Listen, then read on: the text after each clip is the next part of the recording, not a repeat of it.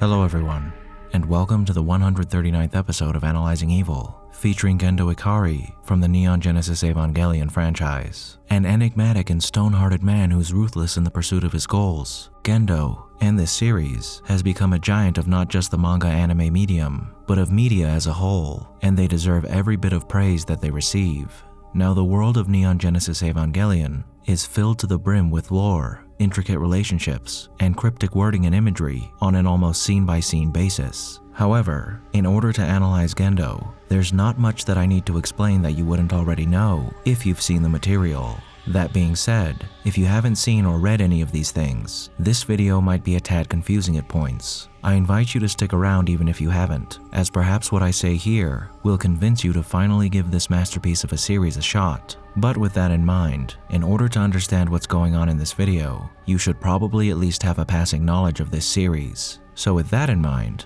in this video, we're going to technically be discussing three different, yet similar iterations of Gendo. The one we find in the anime and in the end of Evangelion, the manga, and finally, in the 4 rebuild films. Though admittedly everything we discuss about Gendo in the original series will make it so our time discussing the rebuilds is rather short. Now I say we're technically going to be discussing 3 versions of Gendo because Gendo's appearance in the manga, the anime, and end of Evangelion are similar enough that I won't be discussing the manga separately from the series, but I will be noting a few key differences between the 2 iterations when appropriate. Now that we've gotten all of that out of the way, without further ado, let's begin. With a work so intimately personal as Evangelion, it feels like a disservice to its creator to draw conclusions where none are to be found. With a character like Gendo, it's nearly impossible for me not to speculate on certain things, but I'm going to keep that speculation light and center any that I offer off of the central theme of this series, that theme being loneliness and how it affects us.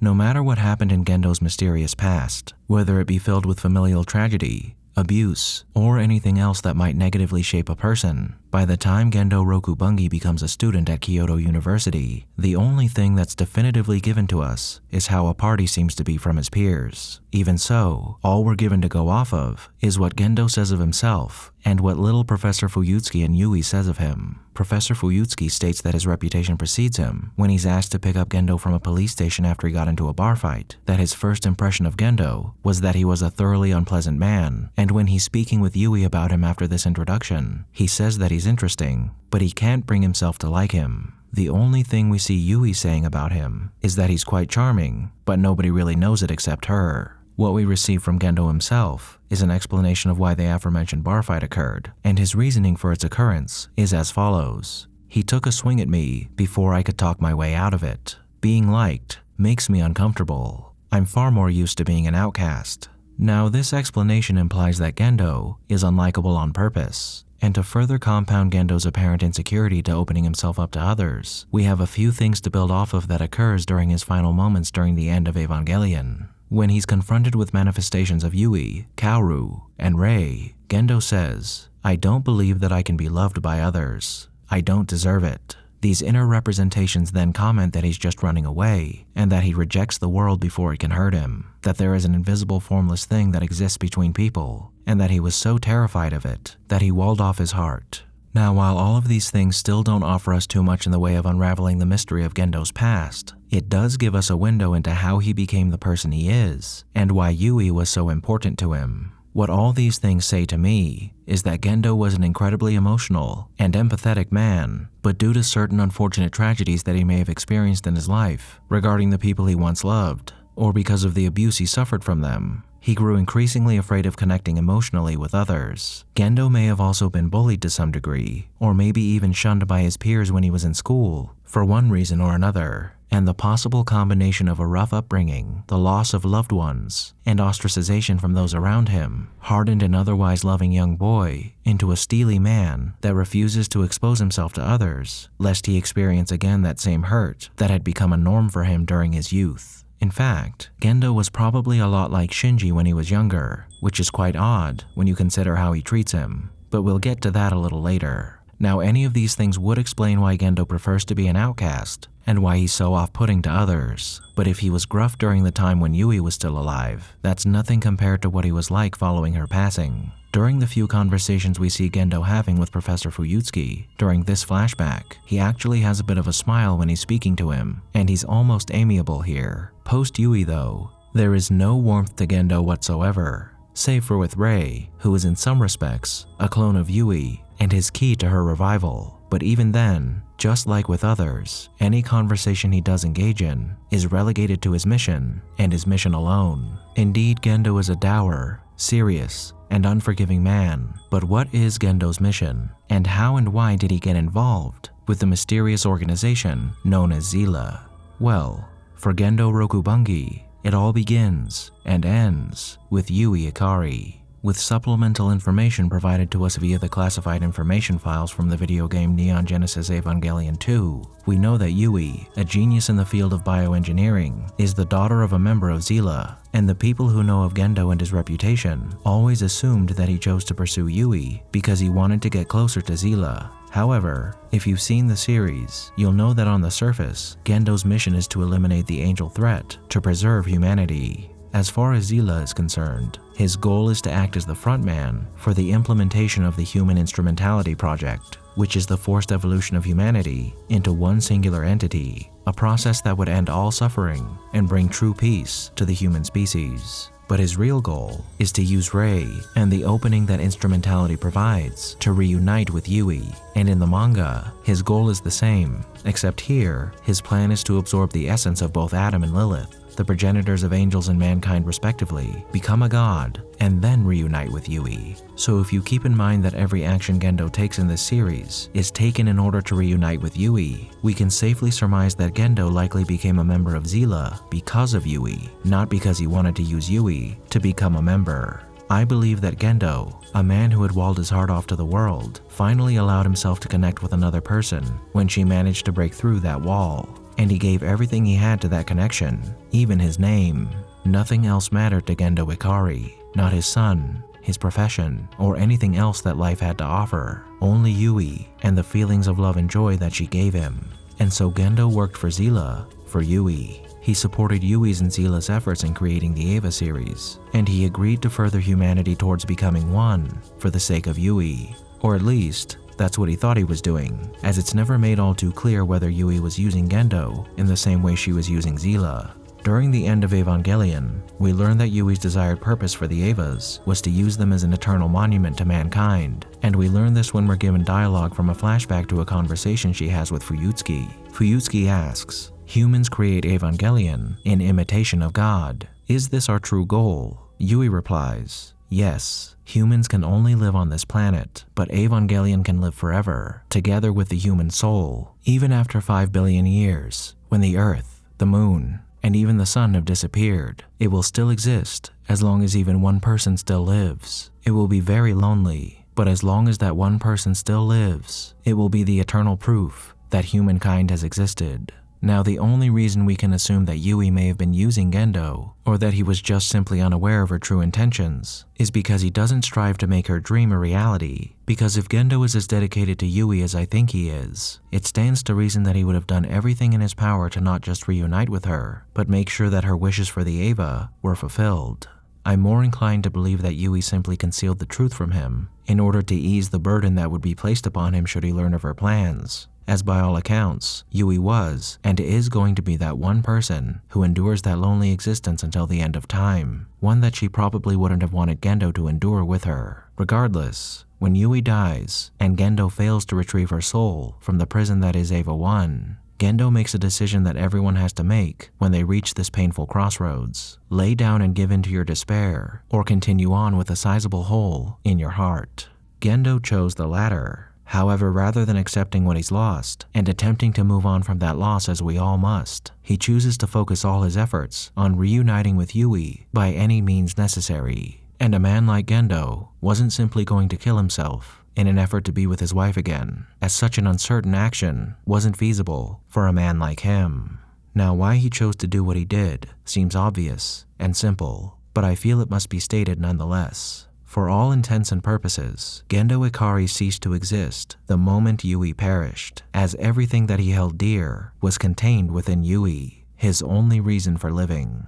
There's a drive in all life to restore itself, a heart that strives to live on. As long as you have the will to live, anywhere can be paradise. We receive these lines towards the finale of the end of Evangelion, and they couldn't be more true for each and every one of us. However, for Gendo, a hollowed-out man whose heart had been stolen from him, his restoration could only be found in the reobtainment of that heart that he lost, and thus his primary function was reduced to using his indomitable will to live to regenerate his person via a reunion with Yui. Everything Gendo does is geared towards returning to Yui, acquiescing to Seele's designs, entering into a relationship with Ritsuko and her mother to use their scientific prowess and gain their trust, allowing Kaji to continue his investigations, sacrificing anything and anyone. Nothing matters to Gendo aside from his mission, and he'll do whatever it takes to accomplish it. And that's the problem with Gendo's plan. He would have sacrificed everything so long as instrumentality allowed him to reunite with Yui. If it so happened that in order for instrumentality to occur, all life needed to perish instead of coming together into one, Gendo would have ensured all life perished. It's likely that his version of instrumentality may have been the positive that Seele and others think it might be, and humanity probably would have merged in much the same way they did during the end of Evangelion, but that's only incidental. It is reasonable to assume, however, that Gendo would actually want to live a life with Yui, so some sort of alternate reality-like state would have probably been his goal. And if not that, perhaps he would have convinced Yui to return to Earth, just as Shinji and Asuka do. Or, if he simply wanted to be with her no matter the circumstances, perhaps he would have returned all of humanity to Earth and joined Yui on Eva 1 once he learned of her desire to serve as humanity's eternal monument. What the endpoint of Gendo's plans would have been is honestly up to interpretation, and we'll never really know how things would have been had he succeeded. Regardless, it's the plan itself that makes Gendo one of the villains of this story. And like Seele, he's perhaps a well-intentioned villain in some respects, but he is a villain nonetheless.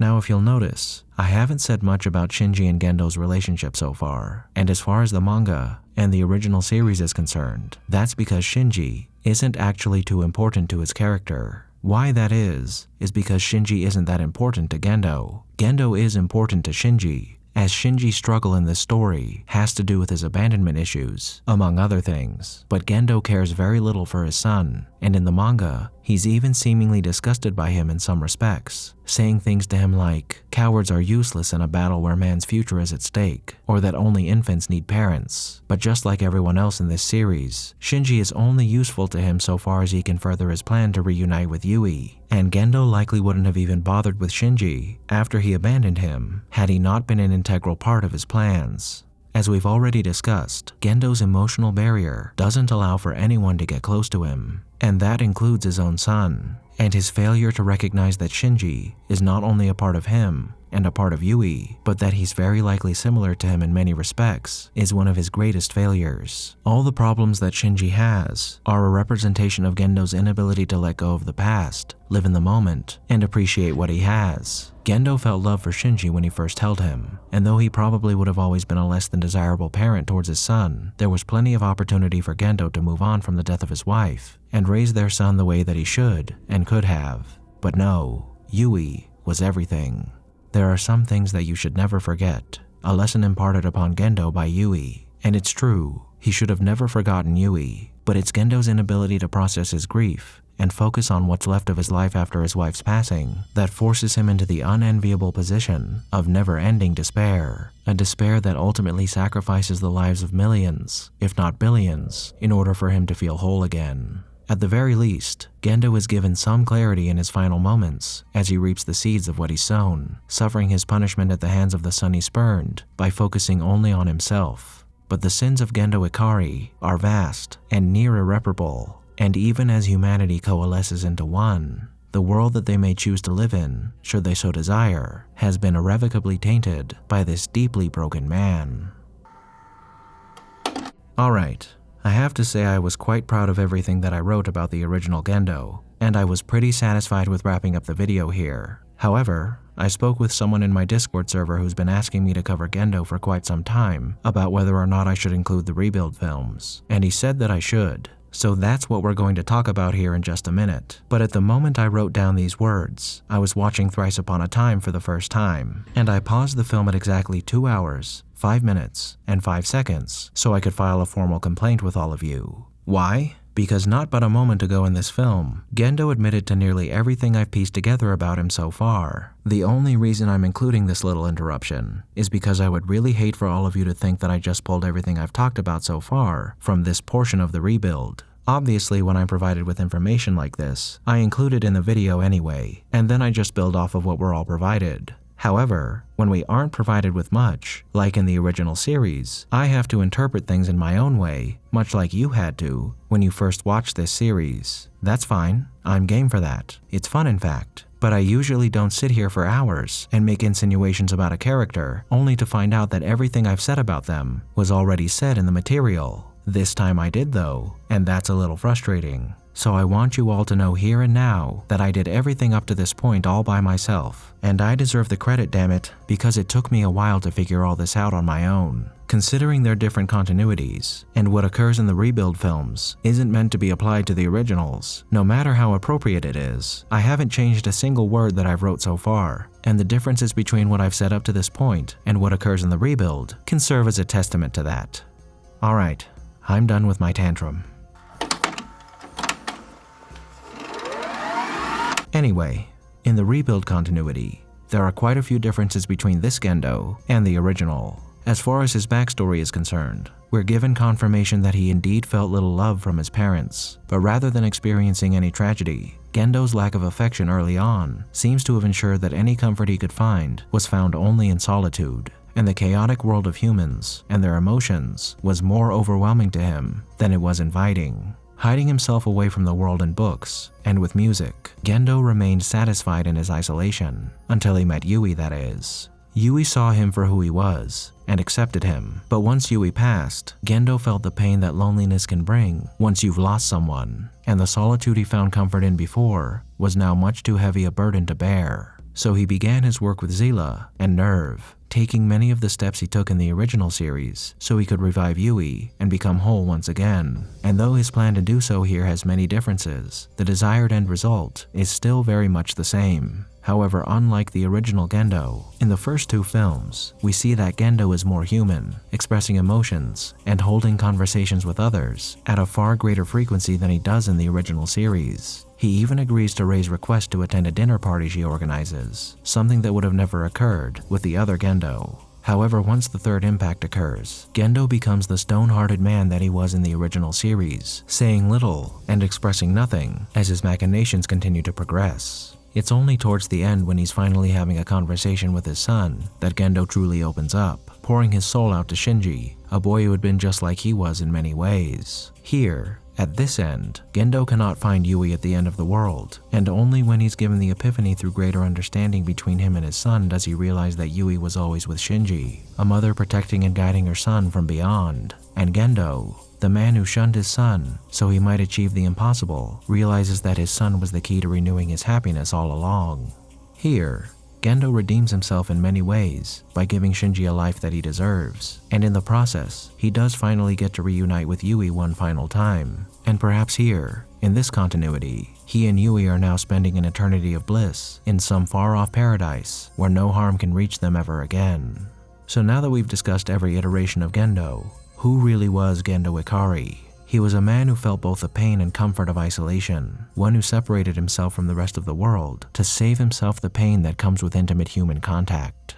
When he finally formed a bond worth having, it became everything to him. And when that bond was lost, it was everything for him to see that it was returned to him. In the process, Gendo unleashed evil on the same terrifying scale as the shadowy Seele organization. And though we could argue which is the worst offender here, both their plans to enact instrumentality to merge everyone's souls was done so without consent. And in order to get to instrumentality, billions of lives were lost in the process. Considering Gendo was only going along with Yui's plan, we can't hold him responsible for the deaths that occurred during the second impact, like we can Seele, but we can hold him responsible for all the deaths that occurred after his wife's demise, not to mention all the hardship he put his son through, as well as everyone else around him, all to satisfy his own desire to reunite with his wife. As far as the morality of a concept like human instrumentality is concerned, I think that's up for debate. Perhaps the forced coalescence of humankind into one entity would be a net positive for humanity, or perhaps it wouldn't. Maybe you'd have a choice to become a part of this whole, like Shinji and Asuka did at the end of Evangelion,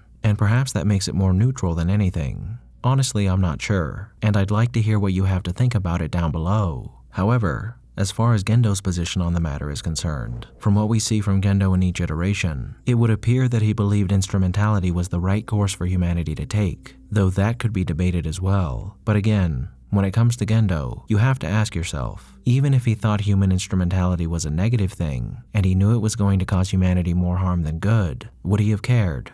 I don't think so. Gendo would have done anything to get Yui back, and if that meant he had to murder every last person on Earth to do so, he would have. Now, though there is no excuse for anything that Gendo did, we can understand him. The particulars of what happened in Gendo's past don't really matter. It doesn't matter who he was, or what he lost, or why he did what he did. If you've ever lost something, you know Gendo Ikari. You've known the feeling of pain and heartache that permeates your soul whenever your mind reflects on the moment when a piece of you was destroyed, even if it's just a flicker. However, the difference between most people and Gendo is the magnitude of his loss. Gendo didn't just lose Yui Ikari, he lost himself. Every ounce of self-worth Gendo had was contained within Yui, and without her, he was utterly alone, with a pain that he had never experienced before, a hurt that consumed every ounce of his being, in unending agony. And when you are utterly alone, when you don't feel like there's any hope, well, there's no telling where your mind will go, or what you'll do once it gets there. Thank you all for tuning into this episode of Analyzing Evil, and I hope you've enjoyed. What are your thoughts on Gendo? Let me know down below, and leave a suggestion for a villain you'd like to see featured while you're at it. If you like this video, hit that thumbs up button, and make sure to subscribe if you haven't already. A big thank you to all of my subscribers, to my patrons, and to anyone who's decided to honor me with a super thank, and a most vile thank you to those whose names you're seeing on screen now.